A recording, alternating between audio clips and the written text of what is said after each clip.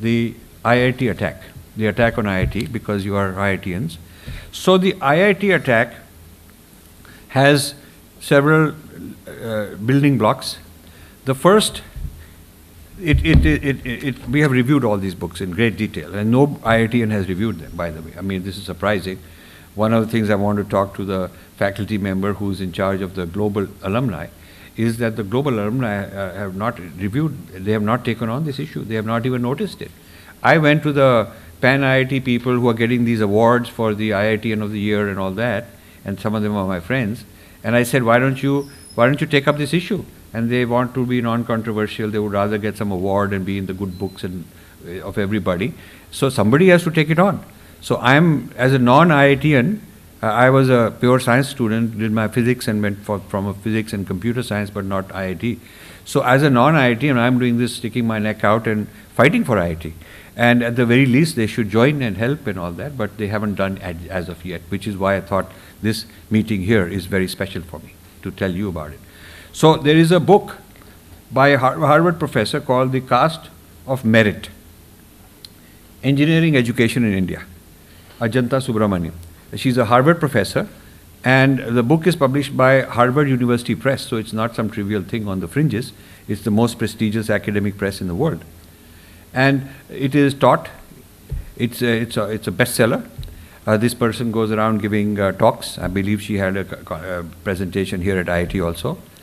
But she won't accept our invitation to debate because we've said things that maybe she doesn't want to respond to. Now her thesis is that IITs are basically a Brahminical kind of a institution to oppress Dalits. That's her view. And this meritocracy is a sham. Meritocracy is just a cover for caste. Instead of saying this is a caste institution, they use the word merit, but it actually means that only. And she gives a whole history of this. Her history, and I'm going to go through, just flip through some pages to give you a flavor, and then you can read the book in more detail. Her history of science and technology in India is a kind of a colonial history to begin with. She doesn't use people like Dharampal, who given a more authentic account of Indian history. And she says things, I'm just going to tell you in random sequence what she says so you can put general picture together.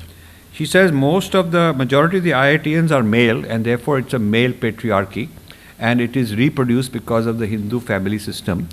And so these guys are Brahmins, they come from Hindu family, and therefore they are males, and she gives a lot of examples of how there is this masculinity and macho brotherhood and all that going on in IITs. So now being an anthropologist, anthropologists don't give you statistically relevant, they don't have to prove that this was a statistically relevant sample.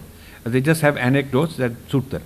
So you go to a village and you find out all the people who have a complaint and you say there is oppression going on, but you have no numbers. There is no numbers here, no statistics, no hard evidence, no references saying that this is backed by anything.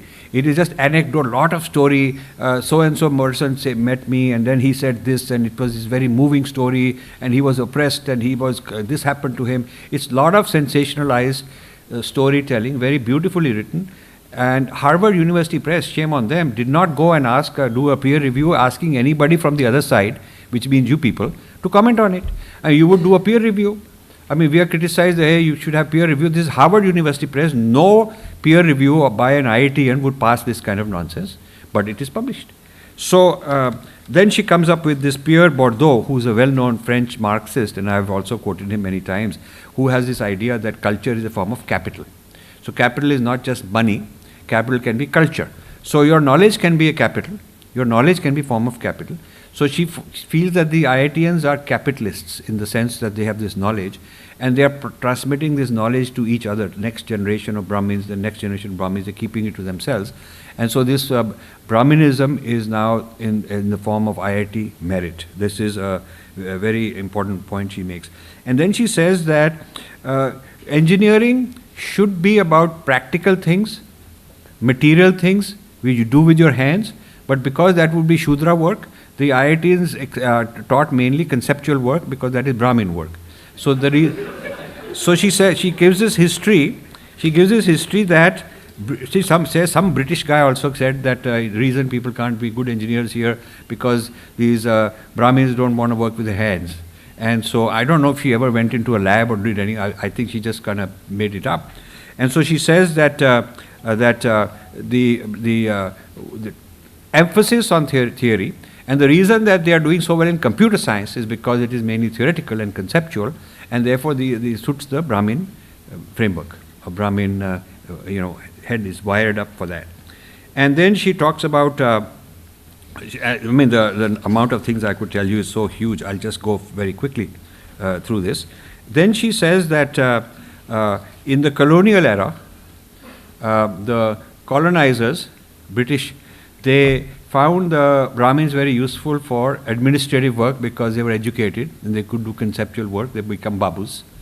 And then they needed help in engineering because they wanted to build railroads and they wanted to build all kind of things. They needed Indian engineers. And they found that the Brahmins were good at it because they were educated type of people. But the Brahmins resisted entering engineering because they did not want to get their hands dirty. They were not supposed to touch and all that things. And so they had to come up with 2 tiers of education for engineering. There is all these schools where they teach the trades for the Shudras, and they became the Polytechnic. That's the origin of the Polytechnic. And then they came up with the engineering for the Brahmins. So it is blamed on the conspiracy between the British and the Brahmins to come up with this 2-tier education system. And hence IITs are a product of this Brahmin origin. This is sort of the theory that has come up with. Then she says that, then again all this is about male-dominated masculinity of Brahmins and patriarchy, which is why they do well, because this whole system is set up for such people.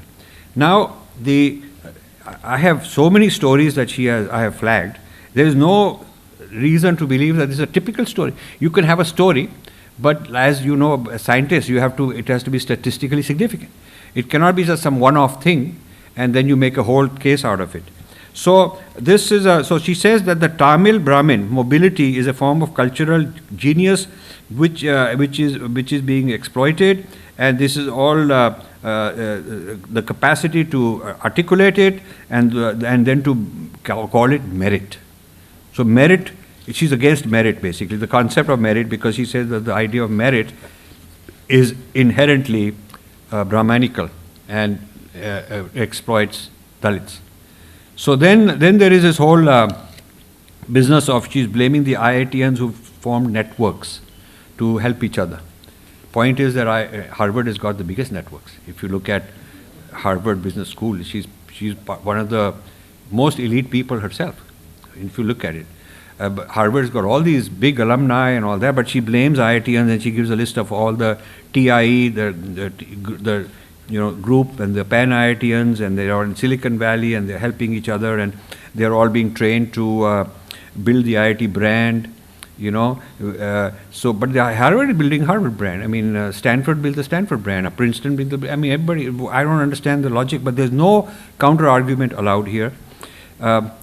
So she says, then she says that the famous 60 Minutes show, which in the US is a very famous investigative reporting show, she says that they did a piece on IITs and they lauded IITians' brain power, and they said that this is a group that has more influence than the combination of Harvard, MIT, and Princeton together.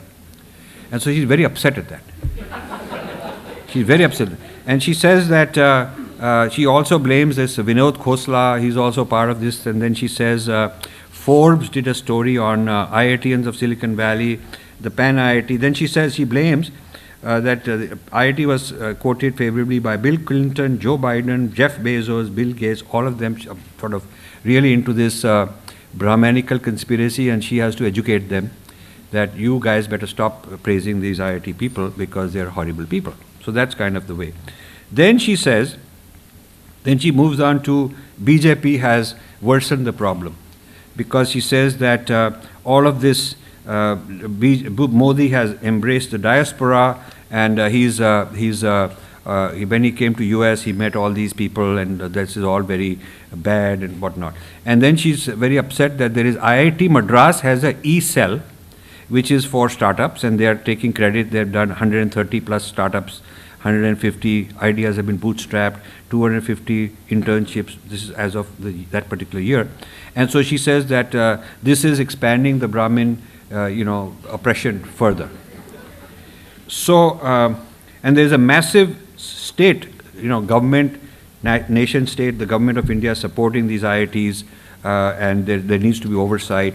So I'll tell you where she's headed. So then she says, the rise of Narendra Modi has augured another shift in IIT and projects of self-fashioning. In the United States, this has been seen most clearly in IITians' endorsement of the BJP's neoliberal capitalism. More recently, Modi's style of authoritarian populism has also garnered support in US and in India. And in India, this is evident in an escalation of cultural nationalistic policies on IIT campuses. So I guess your Vande Mataram would be in her next edition of the book, probably. So you guys have to watch it. So then she talks about problems. Example is that they are now celebrating Sanskrit in IIT. So it's a really big problem for her. And they have separate dining halls for vegetarians and non-vegetarians, which is another Brahmin kind of a problem. So this goes on, and she's echoing the US foreign policy that says India doesn't have human rights and social justice, and this whole US Commission on Religious Freedom says there's no religious freedom in India. So she's sort of quoting all that also to make her case, which I don't know what it has to do with all this. Then she says that the inequality has increased since Modi, away from a rights-based approach. In other words, the rights of people are being compromised, and there is more moral policing, which undercuts the lower caste claim to education.